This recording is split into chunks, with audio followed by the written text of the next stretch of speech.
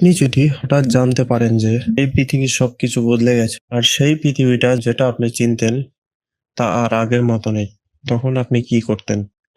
আর এইরকমই একটা survival Nobel পড়ছিল কিম ডকজা। তার এই পছন্দের নোবেলটা অনেক বছর থেকে চলছিল, যা আজ শেষ হয়ে গেছে। তার এই ডকজা নামের জন্য সবাই তাকে নিয়ে হাসাহাসি করত, কারণ ডকজা নামের অর্থ ছিল একমাত্র সন্তান। ডকজার বয়স 28 বছর। সে একজন সাধারণ অফিস কর্মচারী।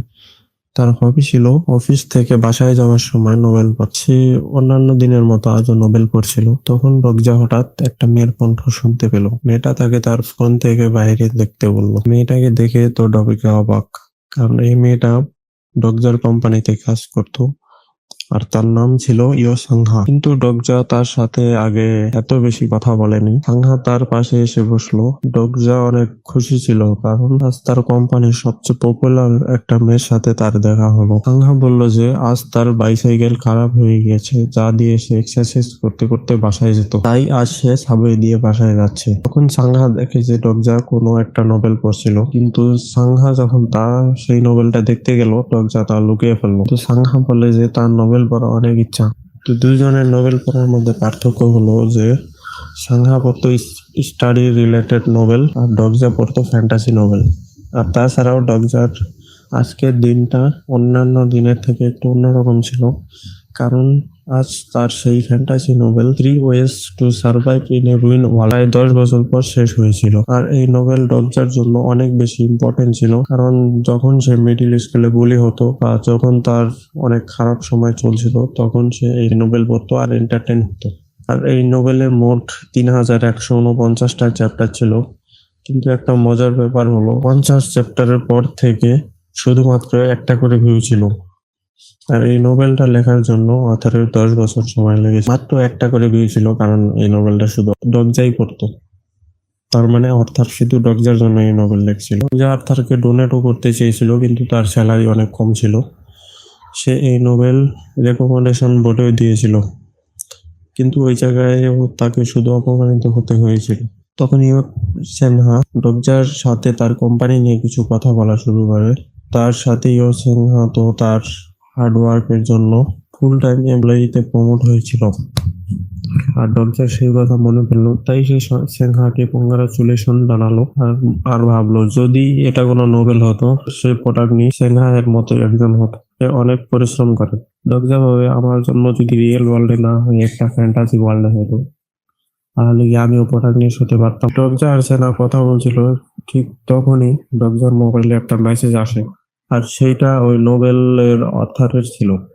সে ডগজাকে ধন্যবাদ জানায়, কারণ ডগজার জন্যই সে তার নোবেলটা কমপ্লিট করতে পেরেছিল আর একটা কম্পিটিশনও জিততে পেরেছে। এটা দেখে ডগজা অবাক হয়, কারণ ওয়েস অফ সার্ভাইভালের ভিউজই তো হতো না, তাহলে সে কম্পিটিশন কিভাবে জিতলো। ডগজা অথারকে জিজ্ঞাসা করলো কম্পিটিশনের নাম কি, কিন্তু অথার তার অ্যান্সার না দিয়ে বলে এর এপিলগ আপলোড হবে, তখনই মনিটাইজেশনও হবে। ডগজা এর ইমেল অ্যাকাউন্ট চায়, কারণ ডগজাকে একটা স্পেশাল গিফট দেবে। আর ডগজা অনেক খুশি হয় আর এক্সাইটেডও হয়, কারণ কি গিফট অর্থাৎ তাকে দেবে সেটা। আর একটা মেসেজ আসে যে মনিটাইজেশন 7টার সময় শুরু হবে। 7টা বাজতে আর মাত্র 5 মিনিট বাকি ছিল। তখন ডগজা দেখে যে এই নোবেল ডিলেট হয়ে গেছে। ডগজা ভাবে যে কোনো জিনিস মনিটাইজেশন করার জন্য তার ডিলেট করার কি দরকার। আর তখন এক আশ্চর্য জিনিস হয়, ট্রেনের ইঞ্জিন হঠাৎ বন্ধ হয়ে যায়। আর 7টা বাজার সাথে সাথেই তাদের সামনে অদ্ভুত আলো দেখা যায়। আর ওই আলো একটা টেলিপোর্টেশন গেটের মতো ছিল, আর সেখান থেকে একটা শব্দ শোনা যাচ্ছিল। আর ডগজা নোটিস করে যে এই সিনটা তার অনেক বেশি পরিচিত ছিল।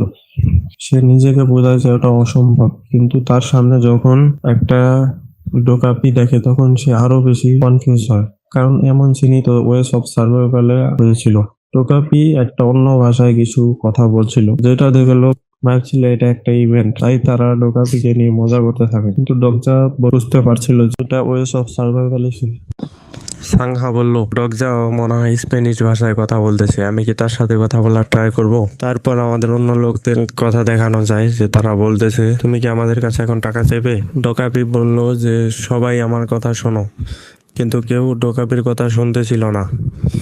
একজন বলতেছে যে এটা কি কোনো মুভি চলতে আছে, আমার একটা মুভির অডিশন আছে, আমাকে এখনই যেতে হবে। ডকাবি বলে ও অডিশন, এই সময় অডিশন। তারপর ডকাবি বলে যে সবাই শান্ত হও, আমাকে তোমাদের সবাইকে কিছু বলার কিন্তু লোকজন তার কথা শুনতেছিল না। তাদের এক একজন এক এক কথা বলতেছিল। একজন বলতেছে যে তুমি এখানে কি করতেছিল, ট্রেনটা এখনই ছাড়ো, এখনই ছাড়ো। সবাই চিল্লাচিল্লি শুরু করতেছে। তার ভেতর একটা মেয়ে বলে যে মা দেখো, এটা কি একটা কার্টুন নাকি? তারপরে সবাই হাসাহাসি শুরু করে দেয় আর ডগজা সাংহাকে আটকায়। ডগাবি তাদের কথা শুনে অনেক রাগ হয়। তারপর সবাইকে সে রাগ হয়ে শান্ত হতে বলে, শান্ত হও সবাই। তার কথাতেই দেখা যায় যে একজনের মাথা ফেটে রক্ত বের হয়ে যায় আর সে মারা যায়। আর তা দেখে তো সবাই সবাই ভয়ে কাঁপতে থাকে। আর ডগাবি বলে যে এটা কোনো মুভির সিন না, এটা হলো রিয়েল। আর এটা কোনো স্বপ্নও না, এটা হলো রিয়েলিটি, যেটা তুমি জানো এবং একটু পরে তা বুঝতে পারবে। ডগজা বলে যে হ্যাঁ, এটাই তো রিয়েল, বাট আমার একটু ডাউট আছে এটা নিয়ে। ডকাবি বল, আমি শিওর যে তোমরা সবাই এতদিন থেকে অনেক ভালো জীবন যাপন করতেছিলে, এখন এই সব কিছুই শেষ হয়ে, এখন এখানে কোনো কিছুই চিরদিনের জন্য ফ্রি নয়। ডগজা বলে যে ইয়ো সাংহা, এটা কি আমাদের ফাইন্যান্স ম্যানেজার? সাংহা বলে হ্যাঁ। ম্যানেজার বলে যে তুমি যত টাকা চাও আমি তোমাকে সব টাকাই দেবো, বলো কত টাকা চাও? 1 মিলিয়ন, 1 মিলিয়ন, 2 মিলিয়ন? তারপরে ডকাবি বলে ও তো তুমি আমাকে টাকা দে। ম্যানেজার বলে হ্যাঁ, ম্যানেজার কাঁপতে কাঁপতে বলে যে হ্যাঁ, আমি তোমাকে যত টাকা দাও তত টাকাই দেবো, কিন্তু আমাকে মেরো না। তারপর ম্যানেজার বলে যে আমি জানি যে টাকা সবকিছুই সলভ করতে পারে। আর ডকাবি হাতে একটা চুটকি বাজিয়েই সেই টাকা উড়িয়ে দেয়। আর ডকাবি বলে যে এই টাকার আমাদের কাছে কোনো ভ্যালু নেই, এটা তোমাদের এই ওয়ার্ল্ডের যে ভ্যালু আছে, কিন্তু আমাদের ওইখানে এই টাকার কোনো ভ্যালু নেই।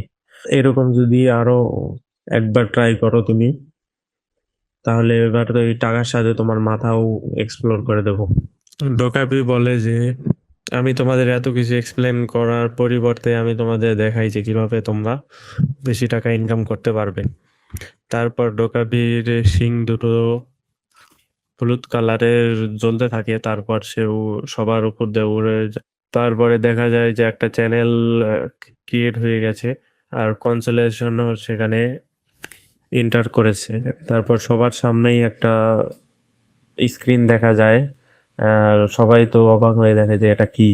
তো সে তারই মাঝে দেখা যায় যে একটা সাদা চুলওয়ালা একজন ছেলে যে হাসছিল, সেটা দেখে ডগজাও তার চোখ বড় বড় হয়ে যায়। এটা আর সেই স্ক্রিনে লেখা ছিল যে দ্য মেন সিনারি আসতেছে, মেন সিনারি 1, যেখানে লেখা আছে যে একটা অথবা এর বেশি জীবন্ত কিছুকে মারো। আর এটার টাইপ হলো main difficulty app, time limit 30 minute, reward দিব হলো 30 পয়েন্ট, আর আপন ফেলার ডেথ। মানে এটা যদি মিশনটা কমপ্লিট করতে না পারো, একটা লাইফ যদি না নিতে পারো, তাহলে তুমি মারা যাবে। তারপর ডকাবি বলে যে আমি তোমাদের সবাইকে বেস্ট অফ লাক জানাই, আর এটা অনেক বেশি ইন্টারেস্টিং করো। তারপরে সে গায়েব হয়ে যায় ডকাপি ওখান থেকে। তারপর ডকাপি এখান থেকে গায়েব হয়ে যায়। ডকাপি যাওয়ার পরে সবাই শান্ত হয়ে যায় আর কেউ কেউ বলে যে আমি পুলিশকে কল দিতেছি। তারপর সাংহাও পুলিশকে কল দেয়, কিন্তু বলে যে পুলিশে কল ধরছে না। ডগজা তাকে শান্ত করায় আর বলে যে সাংহা, তুমি তো একটি গেম খেলা ট্রাই করতেছিলে যেটা ডেভেলপমেন্ট টিম ক্রিয়েট করেছিল, আর যেই গেমের ভেতর পৃথিবীর শেষ হতে যাচ্ছিল এবং কিছু সংখ্যক লোকজনই সার্ভাইভ করেছিল। সাংহা বলে যে হ্যাঁ, তুমি কি বলতে চাচ্ছ? ডগজা বলে যে ওইরকমই চিন্তা করো, এই যে আমরা এখন একটা গেমের ভেতর আছি। সাংহা বলে গেম, রুলস কি এটার? ডগজা বলে যে এটা সিম্পল, সব গেমেরই একটা রুলস আছে, তোমার জাস্ট এগুলোকে ফলো করতে হবে, আর এই রুলসই আমাদের খুঁজে বের করতে হবে। তারপর সাংহা শান্ত হয়ে যায়। ডগজা আর সাংহা সামনে দেখতে থাকে। তারপর আবার এই ডকাপিকে দেখা যায় যে ওই মৃত ব্যক্তির দিকে তাকিয়ে আছে। তারপর একটা বয়স্ক মহিলাকে দেখা যায় যে সিটে বসে প্রার্থনা করছিল। সাংহা বলে যে এই সিচুয়েশনটা অনেক কঠিন, এখন আমার বিশ্বাসই হচ্ছে না। তারপর দেখা যায় যে কিছু লোক দরজায় নক করছিল যে কেউ দরজা খুলো। তারপর দরজায় চিন্তা করে যে এটাই সেই গেম যেটা আমি 10 বছর থেকে পড়ছিলাম। এখন আমার কি করা উচিত? এই নতুন ওয়ার্ল্ডে কিভাবে সার্ভাইভ করা উচিত? সো গাইস, আজকের ভিডিওটা এই পর্যন্তই। ভিডিওটা যদি ভালো লাগে থাকে তাহলে অবশ্যই লাইক, কমেন্ট এবং চ্যানেলটা সাবস্ক্রাইব করে পাশে থাকবেন। খুব শীঘ্রই দেখা হবে পরের পর্বে। ততক্ষণের জন্য বাই বাই।